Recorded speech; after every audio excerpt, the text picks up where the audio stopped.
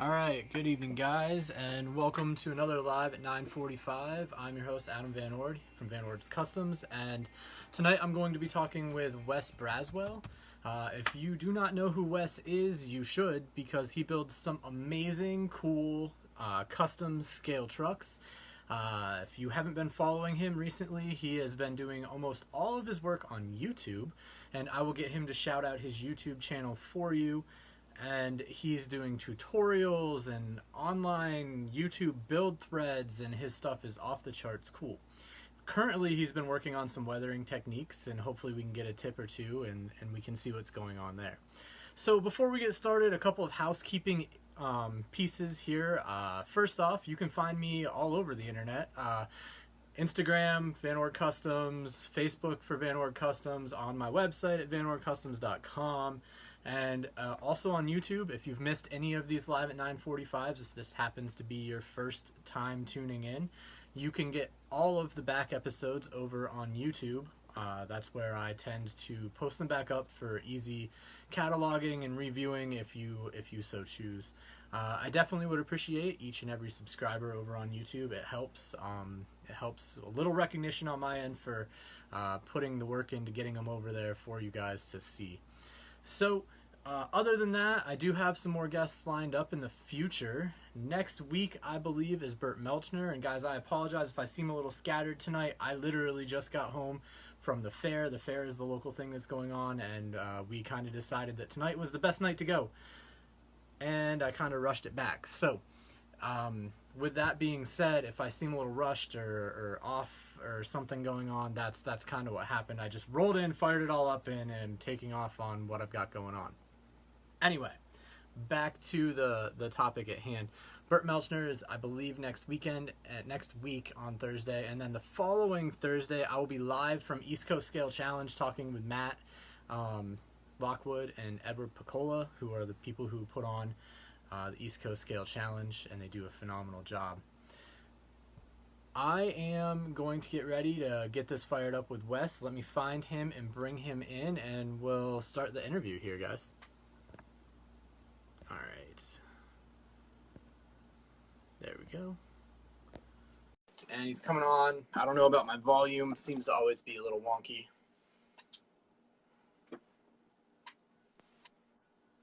Hey. Hey, hello. Hey, how's it going? See, always the volume. Yeah, it's going well. All right.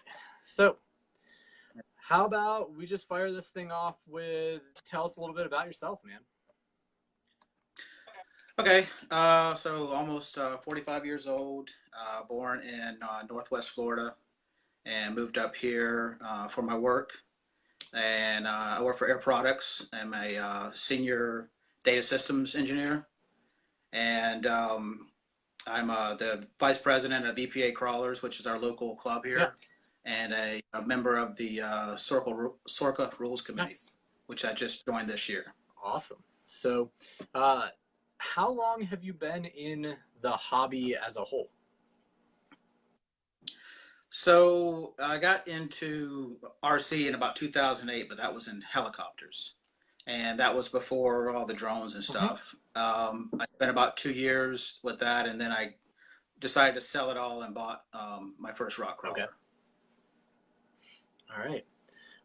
So I'm going to pause for just a second and do a couple of housekeeping things, guys. I know that, first off, I want to thank each and every one of you. If you haven't tuned in or this is your first time, we do watch your comments. We address them. I will try and ask any questions that get popped up in the comments if I can throughout what's going on.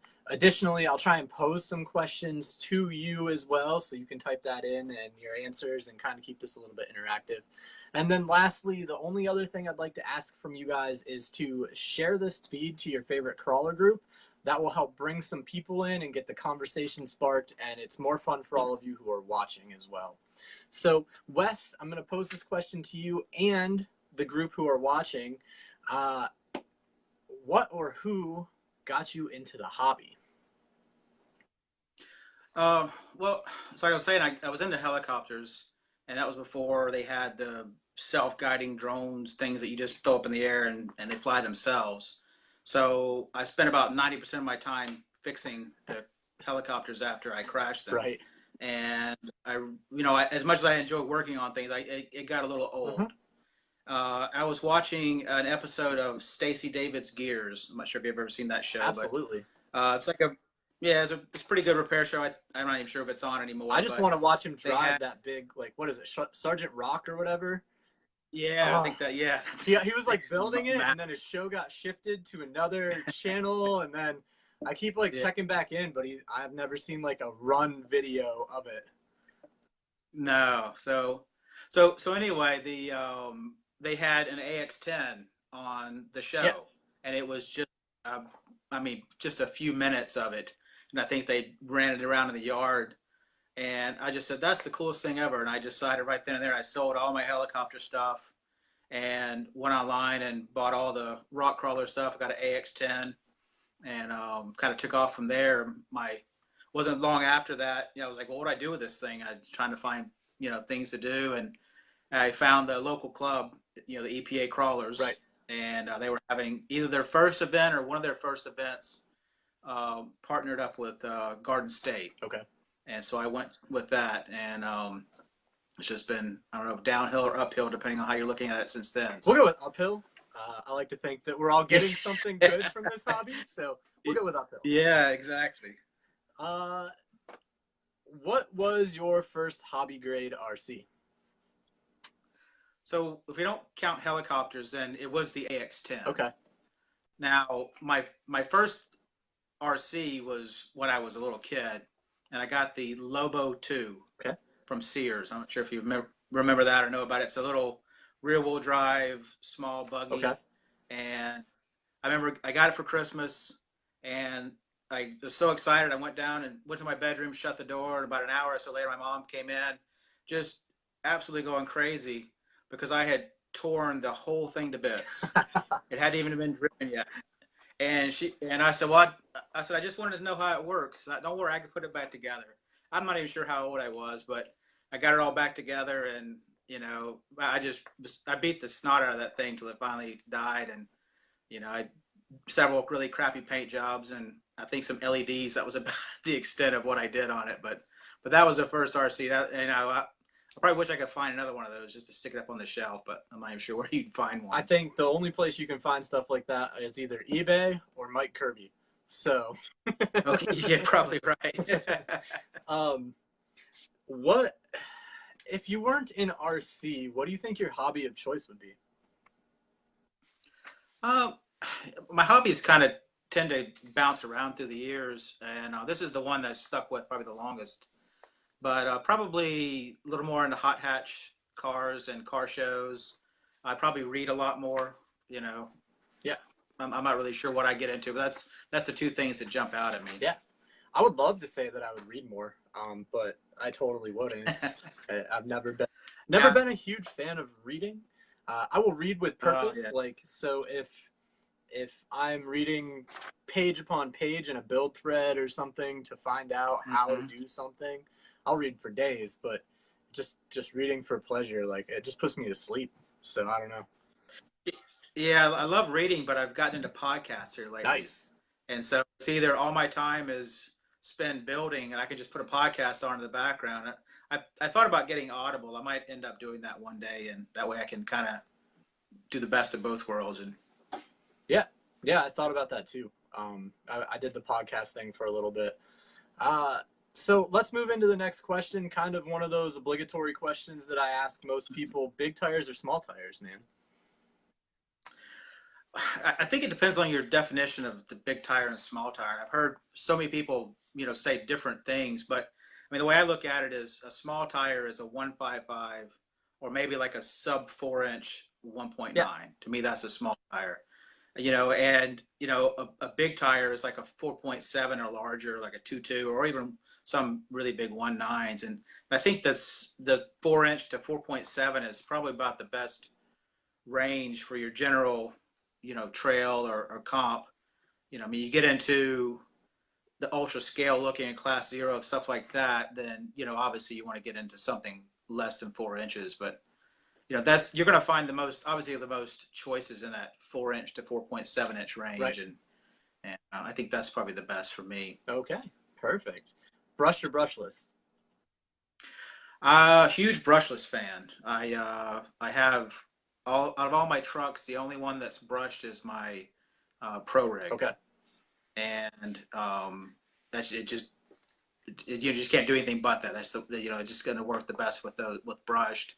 But I even have my Sportsman on brushless.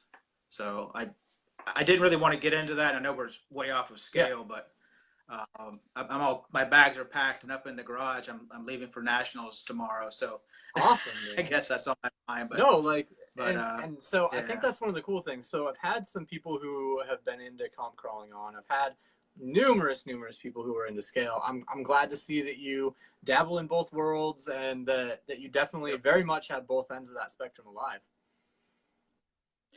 We're trying. It's tough in the eastern part of the country. It's really tough. As you're Yeah. aware, just shut down in the wintertime. It's just so cold and miserable and nothing to do, and you hate to even get out. And then the people that are here are so spread out that are interested. Right. I just see the people out west, and they're just like so many people are so close, and you can almost go crawling year round. It's just so yeah, it's tough. We're trying. Yeah. I still need to someday make it out your way in the state. I don't know when it's gonna be, but eventually it's coming. So, All right. uh, I'll hold you to it. We started this year scale extravaganza. yeah. So kind of like just a fun scale event, and it's probably not that far from your house. It's about 2 hours north of here, so we're kind of splitting the difference. Okay. Um, what do you like most about RC in general? I think I'm pretty well split between building and the social atmospheres. So the building is almost meditative. I'll come down here to my workshop and just spend hours, and next thing I know, I'm getting a call from my wife, and she's saying, "Hey, it's time for bed," or I'm whatever, and I'm like, "Oh, wait, crap! Like, where did the time go?" But then it's also fun to be able to get out to the events and to socialize, and I enjoy that a lot, talking with different people, meeting different people. One of the things we really try to do in our club is to get new people in and really kind of take them under our wing and really spend a lot of time with them when they first start. And so that's a lot of fun for me. So Yeah. I tend to agree with you on both aspects of that. The building, like when you get one track minded and you start going, like it is that meditative state. But it's fun to talk and hang out with people and go to events and do all of that stuff too. So yeah. all right. So I'm gonna change this question up a little bit from what you have. Get you on the spot here, but you compete in the scale stuff and in the comp crawler stuff, and I know that Yes. as you just said, you're going to world nationals. Which one do you prefer and why? I, what I probably it's probably shifted, and the comp world is just a pure driving ability and making the most crazy truck you can make, and extreme, and I think that's one of the things that's hurt it as Yeah. well. But just to be able to do some of the things you can do, and the skill, and the ability to make those crazy lines is very enjoyable, and it's almost like adrenaline when you get that. You're just, I mean, there's so many times I get through with a race, and I'm just of course, and my hands shaking because I've just so much adrenaline running. But on the other side is the scale. It's not that it's not difficult, but it's certainly not at that level of a comp rig, and it's just more relaxed, and it's more enjoyable, more fun, and so I think I'm leaning more towards nowadays toward the scale side, and probably even more out of the competition stuff. I mean, I'm very heavily into competitions, but we have scale fun runs where we'll just have everybody come out and meet at a Yeah. park, and we'll just throw bag of batteries in and go for a couple hours for a hike, and I just had a great time doing that. And it just is so, and so I like it all, but I think that's kind of where it's what I'm having the most fun at now is like the fun runs or the fun events, motoramas, things like that, where you can just kind of relax and have a good Right. time. So I have to ask, with the fun run stuff, do you find yourself grabbing like the most scale rig you have, the least capable one, every time you go to one of those things? Because that's what I do. I always am like, I want like the most scale, least capable, and I have a blast, man. Like, I love a comp, Well, yeah. absolutely, but Well, what I do is I have a lot of trucks that sit on the shelf, and you can only run one at a time. So I'll do through a summer of scale fun runs. I will run them right. all. So each time I come out, I'll have a different truck. So I have no preference of which one I grab. I just grab one I haven't run lately, and I take that one out. Fair enough. That's So, a solid plan. yeah. I like it. All right. Yeah. So I'm going to pose a question to those of you who are out there watching. First off, thank you for tuning in. And if you're picking this up on YouTube later, you can also answer this question over there on YouTube as well. If you build anything of your own, like if you ever create anything, what is the first thing that you personally made for your RC truck? And so I'm going to shift that question over to Wes as well, kind of, and say, what was your first styrene build? So I was trying to think of this, and I did a lot of work with styrene from the very beginning, and so I guess to back it up, when I was at the comp scene, I showed up with this Jeep JK body, which is actually just over there. I was trying to think, it's either on the wall above me or over there somewhere. It was my original one, and so I was really starting to try to get everybody into scale, and everybody's like, "That's the stupidest thing ever. I'll never catch on." And and look at where we are now. Right. So but most of what I did was like modifying the body a little bit, and so I've done that from the very beginning. But like I think back to what I did back then, I'm like, oh my gosh, what was I thinking? I was like putting gobs of Bondo on it and like all kinds of crazy glues, and not really, I mean, no clue what I was doing. But I think my first from scratch build where I wasn't like modifying a body was a Dodge M37, and I'm not sure if you've seen that one or not, but it's I sold it to a guy in Alabama, and that was my first one. But that was actually a mix of styrene and what they call coma cell or expanded PVC. So, but that was kind of my first from scratch, not modifying a body build. Gotcha. How many trucks have you built so far at this point? Including comp crawlers, because I actually have built several comp crawler chassis, and I think I'm at 41 at the moment. But I tried to keep track of it. I went back and looked at photos, and I'm trying to count them all up, and I think it's around 40 something. Nice. Yeah, I don't think my number is anywhere near that high. Yeah. So let's talk a little bit. So we started to talk about building and so on and so forth, but let's talk a little bit about what you need to start this process of building. And so if we have people out there watching who are maybe brand new, don't necessarily know what they're doing, what they might need to get started in all of this, what are some of the necessary tools that someone needs to begin building some of their own stuff? It's really not a lot of complicated stuff. I mean, I have a lot of specialty tools that I've bought over the years and things like that, but it's really not anything complicated. If you're going to be dealing with styrene, and you really just need, a good razor blade, and I mean, you need a good metal ruler, sandpaper, and I mean, I have some clamps would probably be a good thing to have for some basic stuff. I mean, I'm not going to include all the nut drivers and all the stuff you should just have for your common tools for RC, but that'll get you going in the styrene world. And then you just kind of go from there. So you really don't need anything, extravagant when you first start out. I certainly didn't have anything like that when I first started. Yeah, and I tend to agree with you. Just the basics and learn some of the process and build small square things. That's what I would do. Yeah, and that's one of the things that I've done a lot of builds and stuff that you run out of room where you're going to put the battery. Yeah. You build a box in the bed, in the bed, and I have one example. Yeah. It's a build I'm working on. So the back half I just got through weathering, but the front half still doesn't have a roof. But so anyway, this is a styrene box. Yep. but it's just clad in wood. And then you put your battery inside. So, I mean, it's not hard to build a styrene box, and then you can decorate it however you want. Right. So, but that's a those things are easy to build. It's just a rectangle, so it's nothing difficult. There no bending required. Right. Yeah. Once you start bending stuff, it gets a little bit more complicated, but not crazy. Yeah.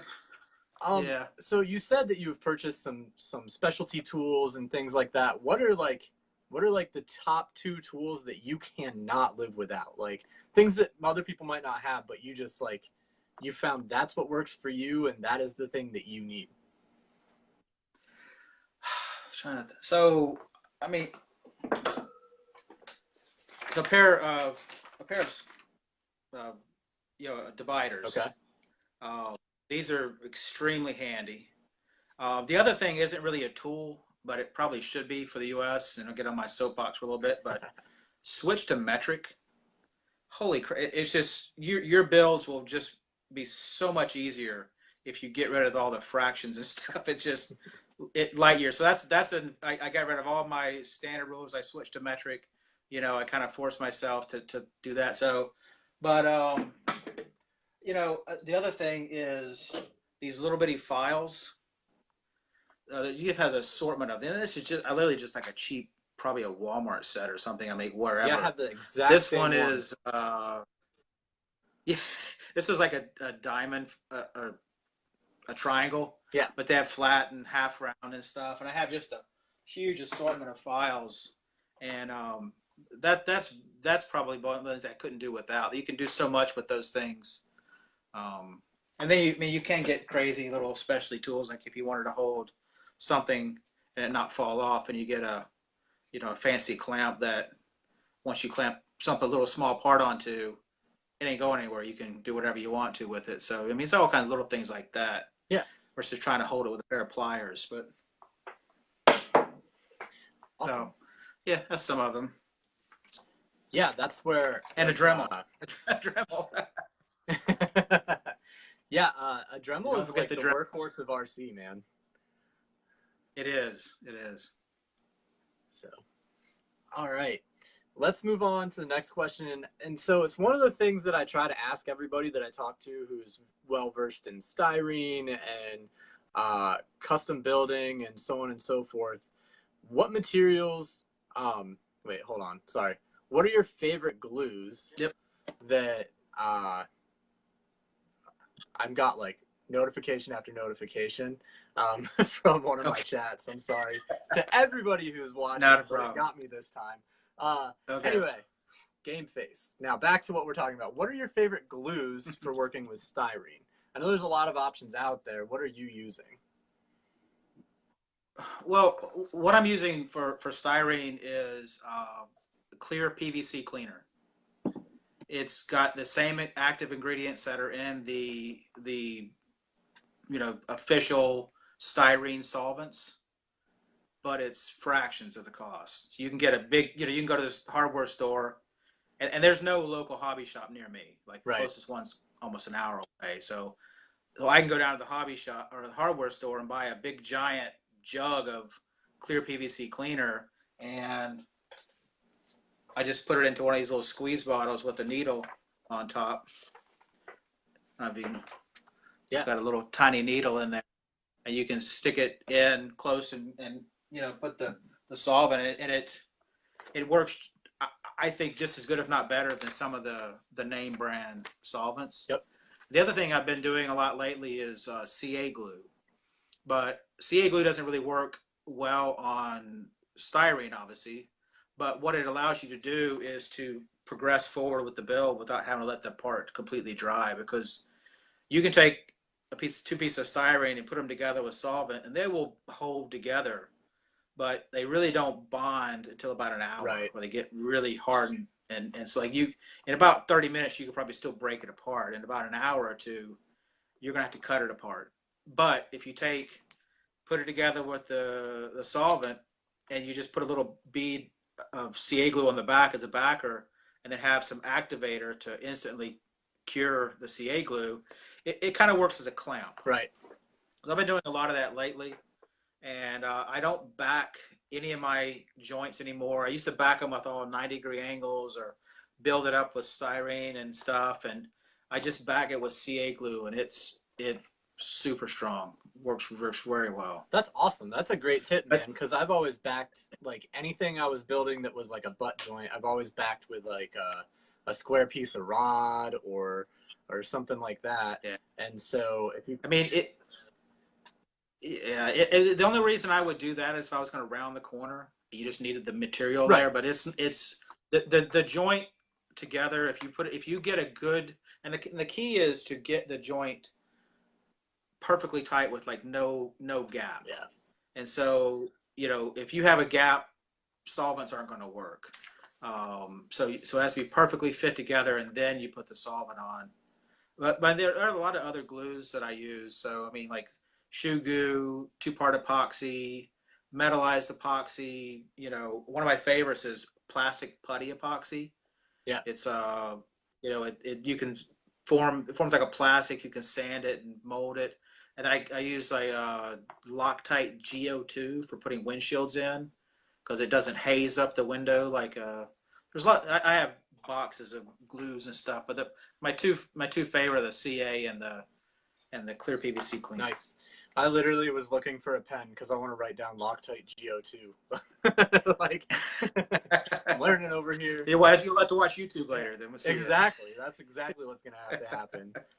For everybody who's watching, you want to let them know where they can find you on YouTube for what's going on, since we just brought it up. Yep. So on YouTube, it's EPA and crawlers. And so what that channel is for is it's our club channel, and so I run the club channel, and we put all of our comps and that I can get video on, the scale fun runs. I'll have nationals footage up there, and I also do all my West made stuff, and I put it on that channel as well. Yeah. So that's a lot of the stuff on the YouTube kind of started as a filler in the wintertime when we weren't running comps. I didn't want the YouTube channel just to lay dormant for a couple months on end. So that's kind of where all that started. But anyway. Fair enough. I completely understand that. Let's talk a little bit about how you get started in, let's say, a scratch build. What materials do you need to begin the process? And then as a side note to that, like, how do you find inspiration for a build? Like, where does that come from? So I always keep large sheets of styrene and expanded PVC and tubing and metal and all this stuff on hand. And go a little bit of a side note. If anybody's trying to get into to styrene, any kind of scratch building or anything like that, yeah, I don't want to throw any shade to hobby stores, but those little tiny packs of the evergreen stuff you get, way overpriced. Yeah. I would never be able to afford to do this with buying that. You can go to a local plastic shop. If you don't have a local plastic shop, you can go to Amazon, and I get 2 foot by 4 foot sheets of Comacell delivered to the house at like $15 or something. Right. And you can get I get these my styrene. I get in 12 by 12 inch squares of all different sizes, and I get I don't know, 60,000 inch thick, probably 10 of them for $8 or $9. So it's just dirt cheap compared to what you're going to pay for. Yeah. So, but I always keep some of that on hand. But so one of the things I really try to get is the chassis and kind of what platform I'm going to build it on. So, I need to know the track width. To me is the most important measurement, because you can adjust the wheelbase within reason for most trucks. So what I'll do is, I hate to run spacers. I have it in some of my builds where you kind of get some numbers off and stuff, or if you try to build it without having it on hand. Right. But I really don't ever give a thought to scale. I just say, okay, here's the platform I'm working with. I figure out my track width, and then I just scale everything to that. So it's in a rough, close approximation of 1/10 scale, but it's plus or minus. Yeah, that makes perfect sense. I would say it's similar to the process that I've taken when I've tried to build some things, and kind of just do the bones of it, and then I build the truck to look good on top of the bones for it. And Yeah. I know there's some people who take it like to the next level, like Donnie Branham. His builds are like everything is measured out, everything is perfectly to scale, and it's just not in my nature. I can't do it. I've tried. Yeah, I watch a lot of stuff on YouTube, and there's I don't know if you're familiar with Jimmy DiResta. I don't know if I You've seen am. his stuff. He does a lot of builds and stuff, but he has a famous for him a real famous saying, if it looks straight, it is straight. And so I kind of go by that, and he doesn't measure a lot of stuff. He just looks at it, and okay, it looks straight. Nobody's going to come up and measure your part with a ruler, and as long as it looks good, it is good. So that's so kind of the way I go about it. I'll build something and I'll stand back and look at it and like, okay, that could go this way or that way. But I've never gotten into the detail of trying to make a part exactly fit to a scale, Right. or match anything. So Just then, make it look close. so here comes my other question, and it's just based off of what we're talking about right now, because Mm-hmm. this is how I operate. Do you ever use like arbitrary measurements? So you'll like, let's say you're making a door, and you know like about how Mm-hmm. big everything's going to be. You kind of like draw it out on a piece of paper so you get an idea, and then you're like, oh, well, this would be a really small door, but that's 30 millimeters ish. And so then you just pick like this is 30 millimeters, and you base everything off of that, and you build the door around it. Well, a lot of, and I guess this kind of ties into the next part of that is the inspiration. So, and I'll go into the inspiration, then I'll answer your question. Yeah, do it. At the end of that. But so a lot of the inspiration I get is from, you know, I'm looking to make a truck that isn't mass produced as far as an RC car goes. And so I don't always do that, but that's kind of what I'm trying to. I tend to lean more towards that. And so I'll go and get a lot of pictures on just Google Images and look around. Once I hone in on it, like this is the build I'm going to do. I've got excited about whatever it is.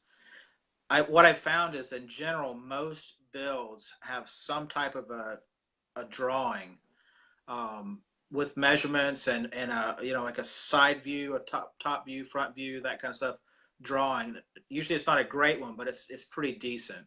And I will take that drawing and blow it up and keep blowing it up until it fits with the wheelbase or the track width or whatever I'm looking for.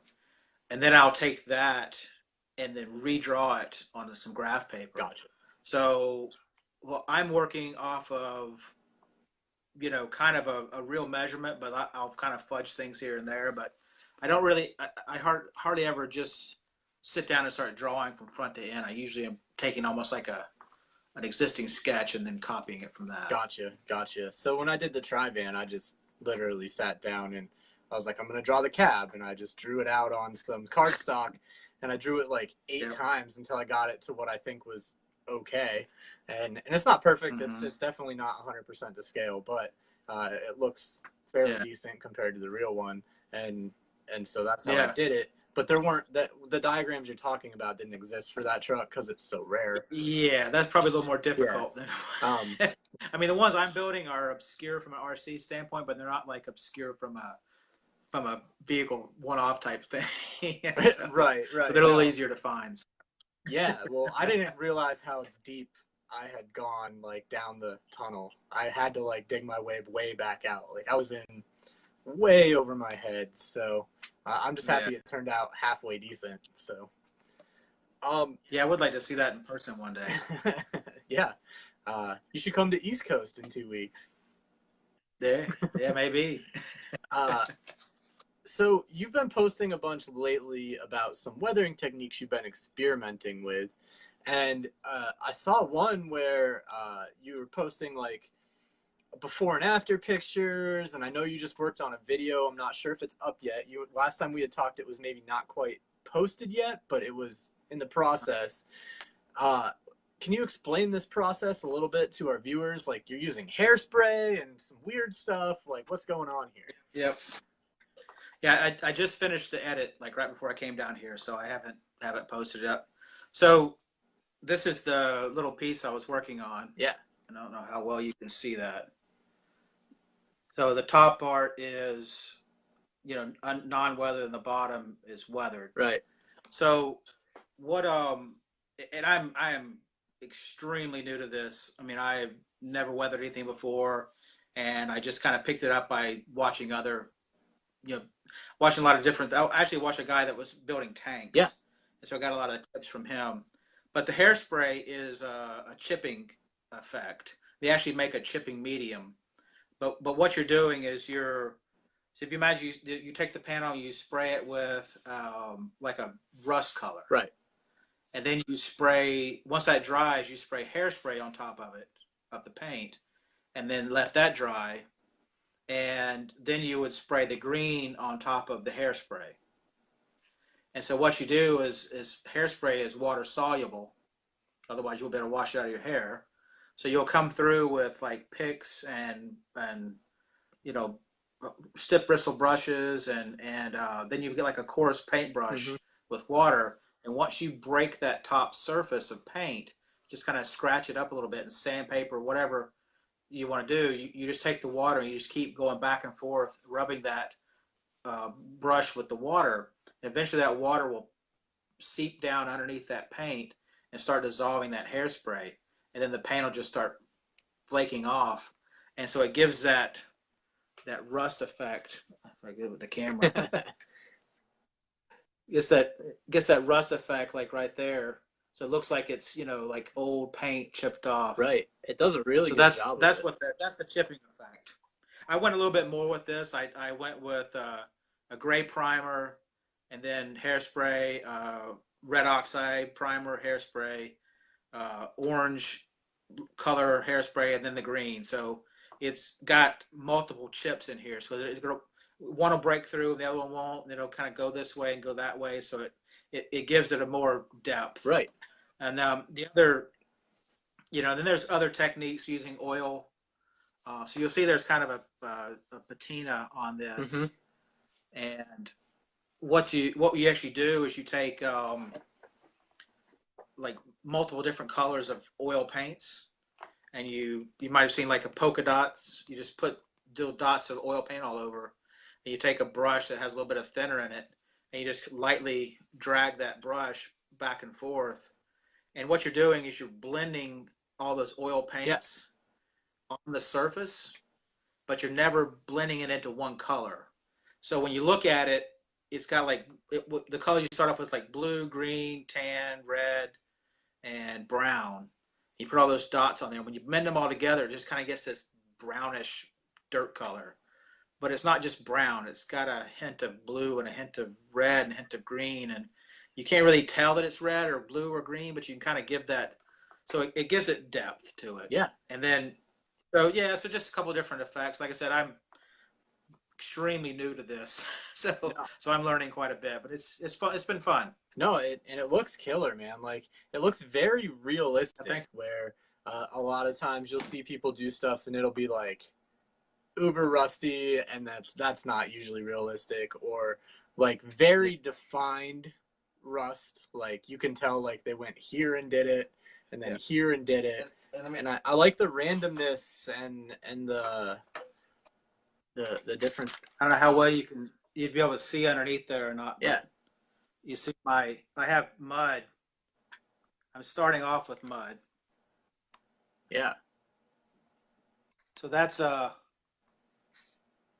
shade the. So that's like a powder. It's called old grease. Okay. And you mix. It is a nasty powder. You work with graphite powder. It's like that. It just, oh my God, it gets everywhere. As a matter of fact, there's a little bit on the tip of my finger there. Nice. You mix a little bit of thinner in there, and you stir it around, and it just gives this goopy mess. And you just kind of slather it on like mud would be slinging off the tire, and then it dries, and it sticks pretty well. You can clear over it, and it looks, so it looks like mud. Like Pennsylvania mud. Right. I'm not sure about places, but around here, that's what mud looks like. So. So let's talk about. I know you've been doing a bunch of builds, and you have a lot of builds under your belt. What is something that you can never leave off of a build? And I'm going to pose this to the people out there watching as well. What is the thing that you have to have on your scale truck? Well, the thing that has to go on my scale truck, obviously, is my one of my Westmate stickers. Nice. In all seriousness, I mean, I thought about this, and one of the things that I really try to do is keep the feet on the drivers. Okay. And so what that means is you have to cut, almost always the floor is never deep enough. So you have to cut the floor, add a box down. The box goes into the drivetrain. You got to move stuff in the drivetrain. It is probably one of the most, to me, one of the most challenging things to do is to keep the feet on the driver and not just, cut them off. I try to do that every time. Not always successful, but that's one of the things I try to do is that. Yeah. No. I like to keep the feet on my drivers as well, if I can. I've been known to literally shorten and section legs so that the feet can remain. And all right, so if you take them out and you sit them on a bench, it looks funky. But if you put them in the truck, you cannot tell. And you can take like a quarter of an inch out of a set of legs, and no one will know the difference in the truck with them sitting there with the seat. But when you take it out, oh, it looks real messed up. Well, I'll have to keep that in mind if I ever get in a bind. Yeah, that was my solution because I had no space. I could not go down any further, and I didn't want my truck to go up, so I had to do something. Mm-hmm. So I just cut the legs and reattached them, made them a little shorter, performed some surgery. Yeah, no, nothing wrong with that. Yeah.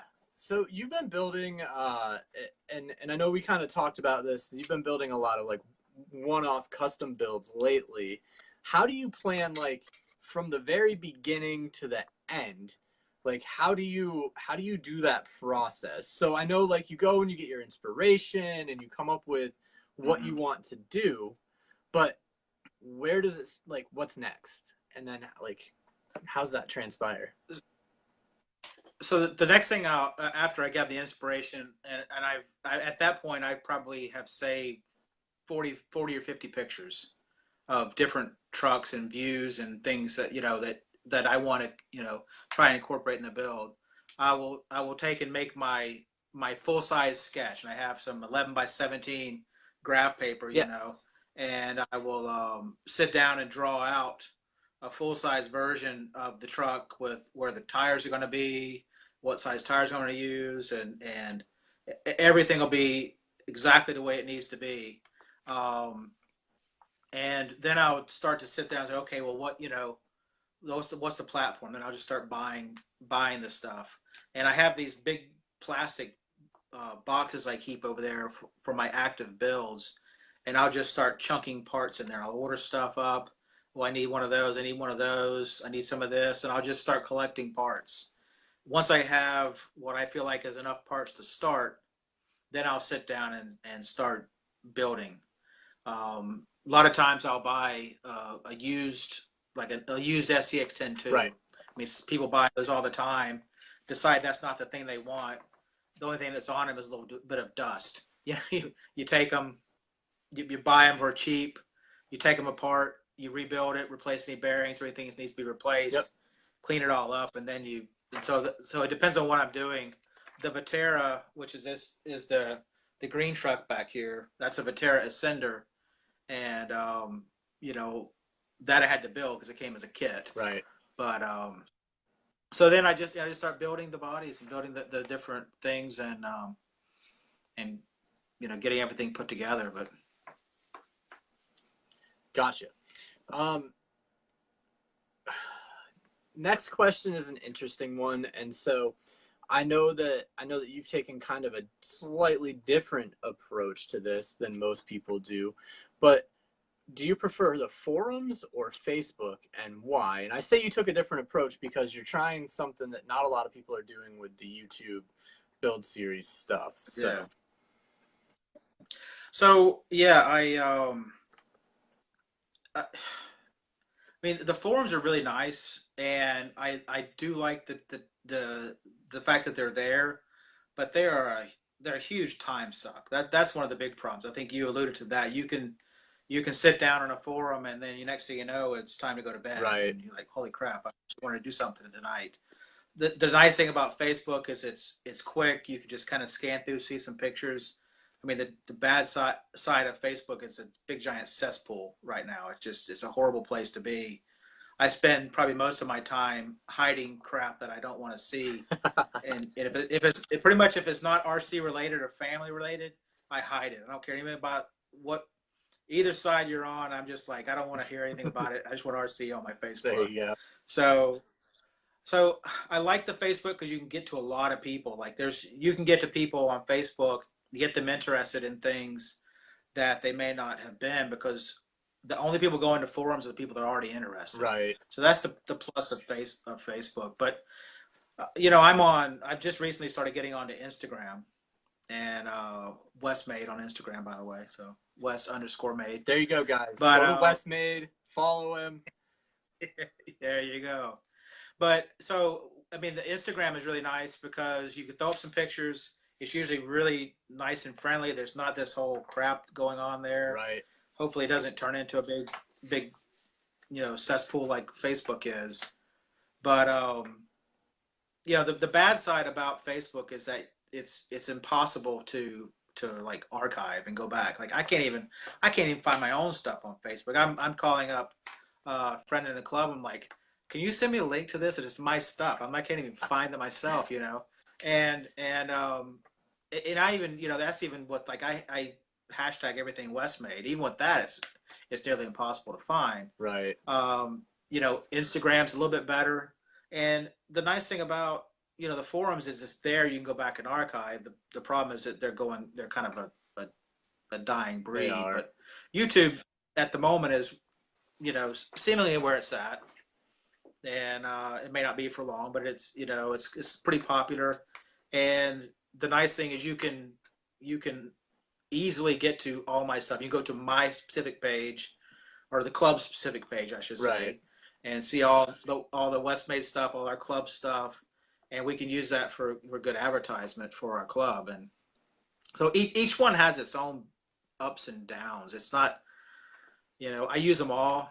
Yeah. And I don't know. I don't know if I have a preference. Well, and I think that I think that to be relevant and to reach the most people that you're trying to reach and to hit all of the audiences, you kind of have to be proficient in all of it. You have to have a YouTube channel. You have to have an Instagram. You have to have a Facebook account.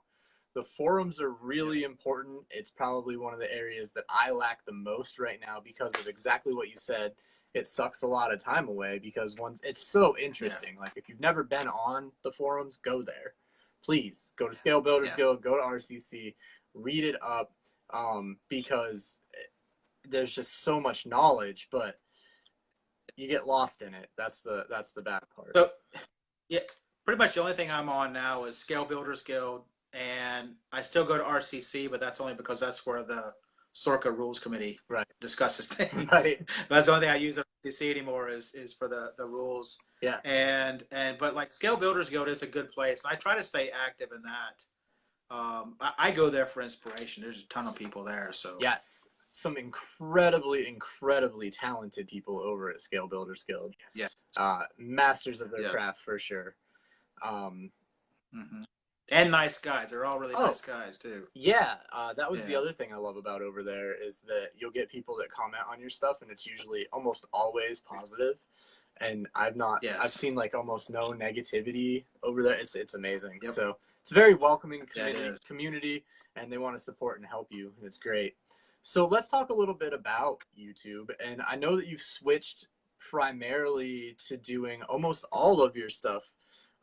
You're posting on YouTube. Why did you switch to YouTube, and do you think that that's like a successful medium for you to get out there and reach more people?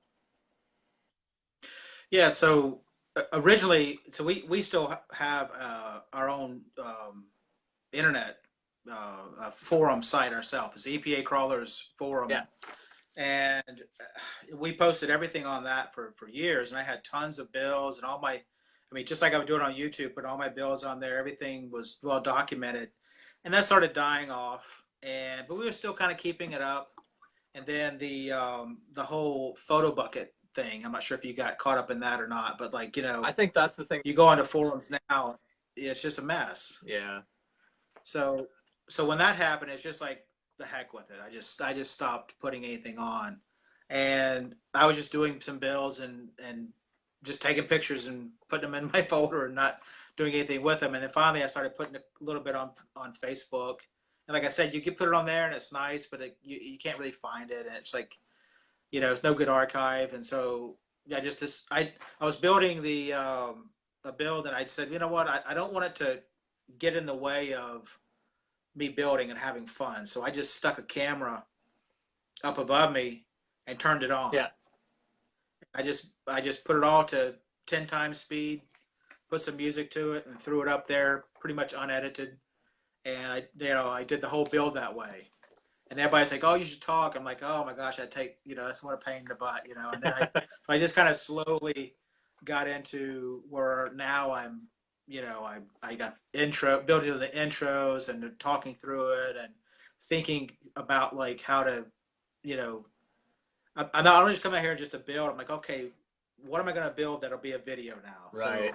So I'm having to do both, but I'm enjoying both of it. So, but yeah, so I mean, the real reason I did all this was just to bring more attention to our club. So hopefully that has helped some. But Yeah. I think it is. I think it has gotten out there.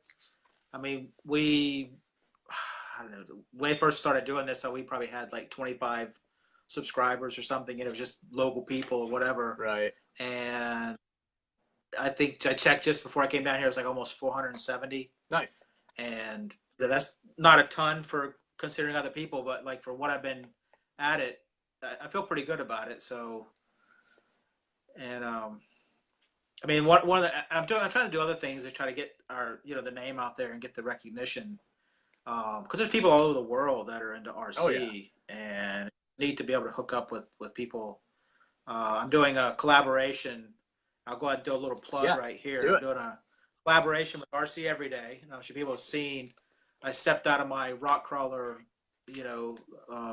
realm a little bit and got into rat rods. So I built a Peterbilt 379 rat rod, and I did the chassis, the body, and the grill and the gas and the fuel tank, and a couple other items. And I sent that off to Josh over at RC Every Day. Mm-hmm. He's going to finish that build up on his channel. And so the first video I just got right before I started, the first video of him doing the unboxing of me sending that truck to him will come out tomorrow. Nice. So shortly after that, I'll start my 11-part series of me building the rat rod. So Sweet. Stay tuned. EPA crawlers. Yeah. So I've been reading comments and stuff, and I don't usually always address comments, but one of the ones that just stuck out was the one that just came in, and it says that YouTube takes a lot of time to build up subscribers, and I would say that I agree with you wholeheartedly. No matter, like, I feel like I'll post a link to a video and I'll get like one person to subscribe. That's it. And so like I figured by posting up these like interviews, the people who were missing them and stuff would go over and so on and so forth. And I get almost as many views as I have subscribers, which is nice, but the subscriber count doesn't go up. And I don't really care all that much. I'm doing it for fun, but it's a slow, painful process. It is fun to see the numbers go up. Yeah. So, I was kind of at the same point what you were talking about. It's like I would get like one or two a month maybe. Yeah. And I was like doing a lot of promotion and stuff. There's a channel called Make It RC, and he also has a Facebook page, Make It RC. There's not a whole lot of people on his Facebook page, but he has 65,000 subscribers or something. Right. And he makes 1/24 scale little models of cars and stuff, and it's all functioning, and it takes like a 1/24 scale, which is like as big as my hand, right, and makes fully functioning everything on it, all by hand, 3D printed and stuff. So I posted a build I posted our YouTube channel on his Facebook page, which is what it's Right. for, and a couple of my builds. And at the end of his video, he usually puts up like pictures of people's builds.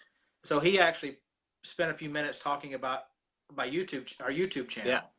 And I didn't know he did that because I hadn't had a chance to watch his video yet. And so I'm watching, all of a sudden it was like 5 more subscribers, 20 more subscribers, 40 more subscribers. And I'm like, holy crap. I said, my wife, what is going on? I mean, what happened?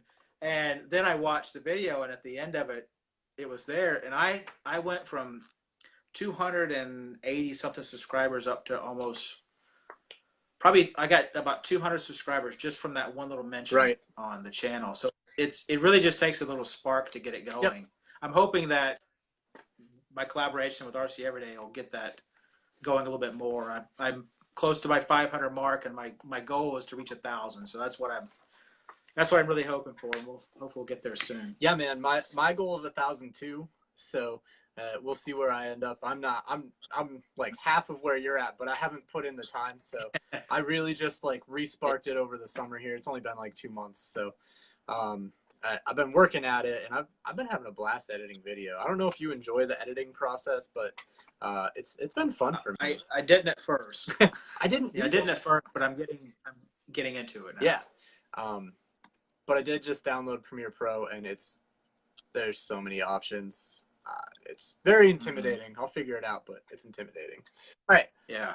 I got way off on a sidebar conversation here. Let's get this thing back on track. And what is your best piece of advice for someone who's newly entering the scale segment of this hobby? I think it's just a simple thing. It's just start doing things. I mean, just try it. Yeah. I mean, it's a toy truck when it comes down to it. I mean, it's not like you have to wreck your car and you can't drive to work or something. So just try it and then ask tons of questions. Almost everybody in this hobby, there's hardly anybody that's a jerk that won't answer questions. There are a few people, and there always are, but the vast majority of people will bend over backwards to help someone out. Right. So try it and ask lots of questions. That's great advice, and it gets to the root of one of the reasons why I started doing this. And the whole point behind doing anything with Live at 945, for those of you watching now, watching later, whatever, was to make all of these people that I'm interviewing more approachable in our hobby. Guys, like, seriously, I'm like a nobody. I'm just reaching out to people and trying to talk to them. So yeah. It's been a blast from my end, but really I just wanted to show, like, everybody that I've talked to has said, like, ask people questions and they will answer. Yep. So don't be afraid to ask questions. Probably not best to answer them like right in the middle of like one of the Facebook groups, because you'll get a bunch of people who are like to be smart Alex. But get a DM or a PM or some kind of private message is probably their best. Right. If you have a legit serious question, they're almost always going to help you out. So they'll go from there. And I'm more than willing to answer any questions people want to leave. Questions in the comments on YouTube, DM me, PM me, all those different message things. I'll do my best to respond. So yeah, I'm with you, and I think that everybody who is out there doing that and putting any content out there online is right in that same boat. They definitely are. They're out there to help you guys, and if they weren't out there to help, they wouldn't be putting themselves out there, because that's one of the reasons they choose to do that.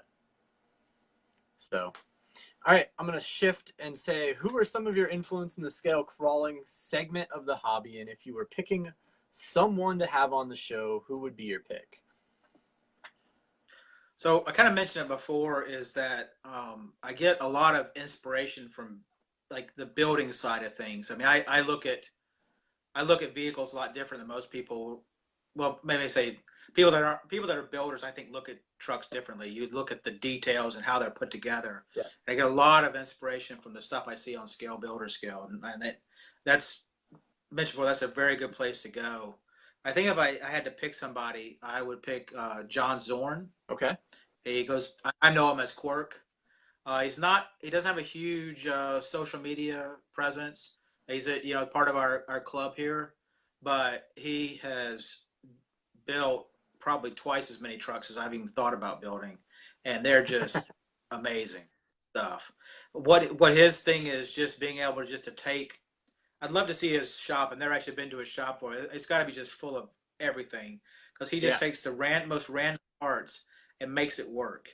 And he has really really awesome builds. So yeah, that's somebody that'd be really good. Yeah. So sorry to interrupt again, Wes, but I have to adjust some of the comments that Yeah. are coming in. And so, for the YouTube crowd, for the Facebook crowd, for whoever's watching this, a while ago, I did look into, a lot of people are saying, why don't you take your Facebook Live and switch it over to YouTube as a live feed? One of the statements was then you can monetize it. That's if you get to like 1,000 subscribers now for Facebook. The other thing with Facebook is that you have to have a camera, and so I'm currently operating off of my iPhone, and I have been for a long time. Any video I've shot and edited it from my phone. Any photo that you see from me so far has been from my phone. I don't like have a nice webcam or anything like that would operate through my computer. And the broadcasting over on YouTube is a lot more complicated and difficult in that realm. So due to technology issues, I haven't made the switch. One of the things I will say is I am looking at doing that, but I'm not there yet. And so for now, we're going to live on Facebook Live until we can move. So sorry for interrupting our interview and talking about that, but it was coming up in the comments, and I've had some people send me a message here or there, or talk to me about YouTube and live feeds over there, and it's just not in the cards right now. I don't have the technology to make it happen. It's not feasible, and so hopefully in the future. All right, now you get the hardest question ever. What is your favorite build out there floating around the internet that is not your own? So it does change quite a bit as I start to find different things, but I think my current favorite build is on Scale Builder Skill. It's a 2018. It's a Jeepster concept, and it's by Fourth Protocol. Yeah, Fourth Protocol.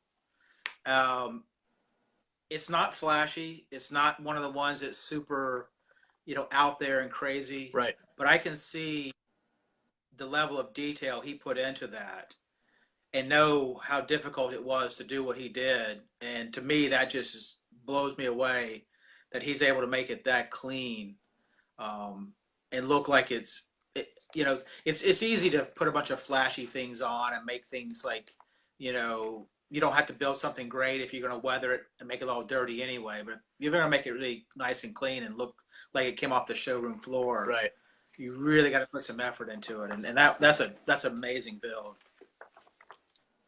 Yeah. I personally don't know that one, so I'm going to have to go look it up.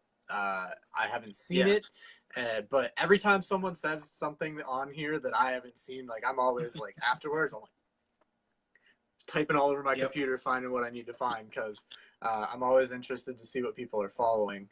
All right. Where do you see the scale crawling community headed in the coming years? So I think it will be more events and less, comp style courses and stuff. The things you hear a lot, is people don't want the rules and don't want this, that, and the other. They just want to have some fun. And even in our club, I would say the majority of our club members aren't that overly interested in comping. They'll come out and comp and do it just to have a good time, but they're not really interested in it. Yeah. They just want to drive their truck. So I think if you're going to have, where this is going to grow is we're going to have events like, the East Coast and Axial Fest, and like we have Scale Extravaganza, and then things where you can just Motorama, or the Recon G6 stuff, all those kinds of events where you just go out there, have a good time. Yeah, they throw some rules in. Like I go to Recon G6, I got my cards in a box somewhere. I haven't filled out a card since the first one. Like I could care less. I just go out and drive all the gates, have a good time, whatever. I just, and I love it, and I can understand why people are like that. They just, They just want to have a good time. Yeah, So I think that's where it's going to go. I feel like that stuff's a lot less intimidating. So when you go to a Yeah. competition and you wait in line for like 2 hours to run a 5-minute course or 10-minute course, I mean, you have to be committed to want to go to a competition and do that. Where if you're just having fun with this hobby and you want to go have a good time, it's not as scary, not as intimidating, not as I don't know how to word it, but I see what you're saying. Yeah, no, I think that you got nailed right on the head there. It's so much easier to get into it. Now, I will say one thing is that we've had people that have gone on the fun runs, and what we do is we'll go on the fun runs and we'll do these events, and we'll talk to them about it. Like, hey, if you're interested in coming out and doing a comp, we can kind of talk about what that involves, and like, it's no big deal really. You just come out and we can show you through. And we've had some people that, like I said, do come over and do to the comp scene. They still may not be like as gung-ho as me and some of the others are about it, but they're coming out and having a good time, and they realize that it's really not that difficult. There is a lot of waiting around, and but what they found out is that they don't have to sit there and wait at that gate. They go over there and drive the whole time we're running the comp, Right. and then they come and say, "Hey, it's time for you to run." And we're fine with that, So. No, and that's a great way, and I think that you guys putting in the time and effort to cultivate the members of your group and make them feel supported and wanted to be there and all of those things, and you're taking some of that intimidation factor away that comes with a competition, and I think that's totally the way to go. So props to you. Yeah. No, thank you. I'm down to my last couple questions here. And so this one is, do you currently have any sponsors, and why have you chosen to represent any of those companies? I do not have any sponsors. I never have. Yeah. And most likely would never have. Yeah. I don't have any issue with it per se. I mean, some people are like, "Oh, sponsors, this, that, and the other." Like, whatever, you can do whatever you want. It's just not for me. I don't want to be tied down to one brand. I want to be able to buy whatever the heck I want to buy. I don't want to have to, if I want to post up something good about them, it's because I believe in them. Right. I don't want to be tied into like having to do so many this or so many that, and each one of them has their different things. Right. But no, I mean, it's never appealed to me. That's fair. It's completely fair. I just like checking out everybody's viewpoint on it and what's going on. So, my last question, man, is what should we expect to see coming next from you? Well, one of the things I'm going to be doing is a class in my mind that I want to do is a class 0, a highly detailed class 0, and I'm looking at a 1964 Nissan Patrol. Nice. So like, vehicles that most people would never have seen, and certainly not a mass-produced thing. Right. I've kind of got maybe a little bit of the bug of rat rod, and when I pitched the idea to Josh, I said, let's do a cab over, and I found all these really interesting cab overs who just like so crazy looking. And I said, that'd be so cool to build. And he goes, oh, I hate cab overs. I'm like, oh crap.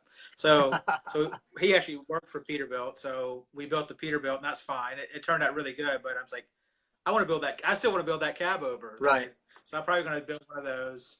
I built a bulldozer a couple years ago for my nephew.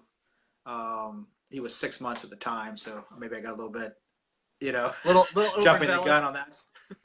It's still sitting on my shelf. I'm gonna give it to him next year at the beach. But I might build another construction vehicle, and just still trying to build up the brand. Yeah. I actually brought some of my trucks out. If you wanted to, let's see them. Wanted to pass them by. So some of the things I've done over the years of what I got left. Ooh. So you probably recognize this. Yeah, I like it. The lunchbox. Yeah. But it gets a little crazy on this end. So this is it's a MRC based. So it's MRC axles. Okay. and it's the lunchbox body, and I stretched it, moved everything back, and it's got a working top, Ooh. canvas top for the. So that's one of them. And you've seen the military bill. This is the one one of the ones I'm working on. Still a work in progress. It's not attached in the front, no bumpers and stuff. Right. But it's a. I saw this. I saw this exact Jeep at a red light, and I'm like, oh, it's a really cool Jeep. I think I'm gonna build that.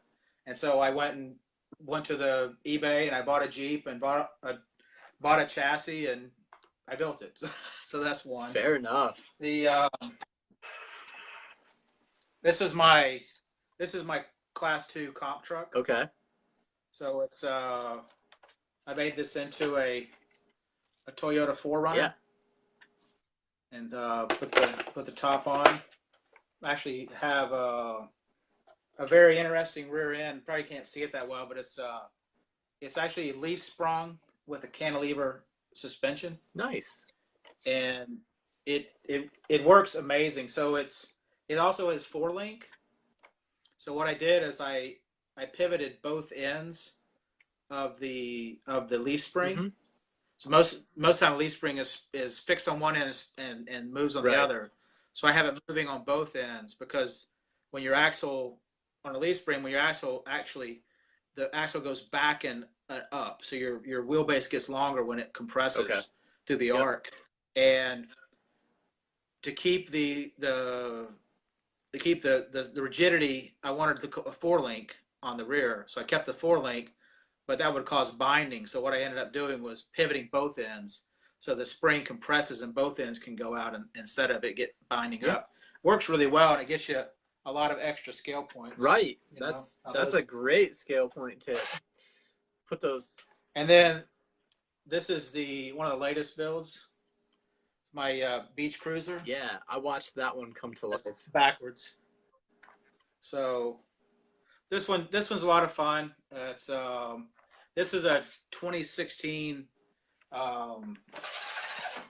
Jeep Cherokee Chief, and it's a concept vehicle. So I just thought that would be kind of cool and built it. But anyway, that's a couple of my little trucks I figured I'd show off. Yeah, man, I like them. You definitely do some killer work and some cool stuff, and people should be checking out the Eastern PA Crawlers YouTube channel. Correct? Yep. Yep. EPA Crawlers. Yep. EPA Crawlers, and following what's going on over there and checking out all the West made stuff and all that. So, yep. I need to get to 500 subscribers, and then the next goal is 1,000. So I'm like 30 shy. You got to get me there. There you go. So subscribe to Wes's channel, and then immediately following it, go subscribe to my channel. Exactly. There you go. There you go. Or subscribe to all the RC channels on YouTube. I mean, you can never have enough, really. Yeah. Let's be honest. Exactly. So, all right, man. So is there anything I missed? Anything that you need to shout out? Anything you need to say before I let you go and kind of finish the show up? I guess the perfect time. My air conditioning just kicked on. So I'll try. Hopefully you can still hear me. Oh, you're good. I mean, the only thing I want to say is, thank you to my wife. I mean, she has been more than supportive of me in this hobby. Allows me to have 2 full shelves of trucks and spend a lot of time down here having a good time. And so a lot of thanks to her. So. Awesome, man. Yeah, it's definitely hard if you're married and your wife is not supportive. Mine's very supportive of the hobby as well. As supportive as she can be, I think sometimes it gets a little crazy, but but when you're excited about something, sometimes you get a one-track mind. So, but anyway, thank you for being on the show, man. I totally appreciate it. Your stuff is great. It keeps getting better and better and better, and I can't wait to see what's coming in the future for sure. So, okay.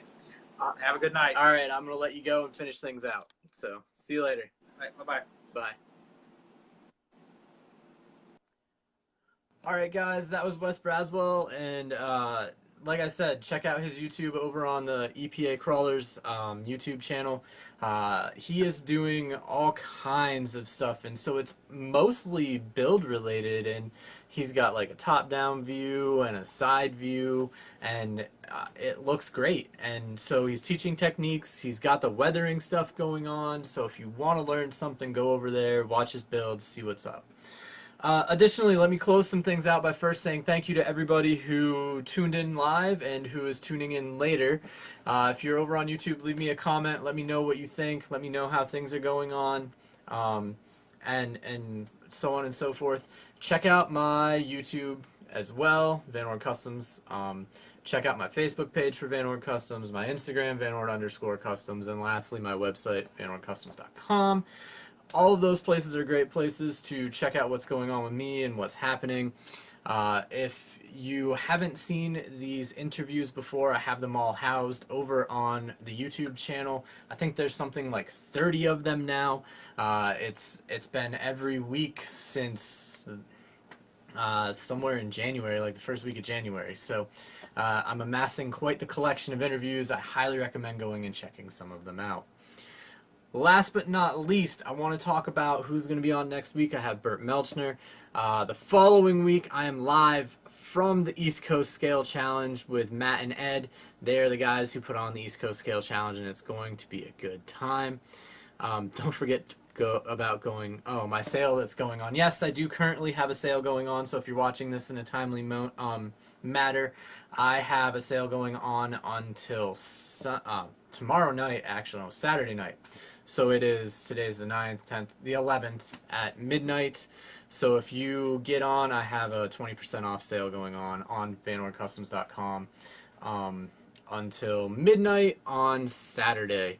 And I periodically will run sales here and there when I've got stuff going on or when I'm bored. So always check back for sales and so on and so forth. But I'm going to close this thing out by saying thank you guys for all tuning in. Thank you for watching this. Thank you for following what's going on with all of this crazy ride that has been live at 945. It all started out with me trying to share some of these cool people in this hobby who are tremendously talented, and I just want to give them some exposure. So thank you for tuning in, because it would be incredibly boring if it was just me talking to a camera, and I appreciate each and every one of you. Have a good night, guys, and I will catch you all next week with Burt Melchner.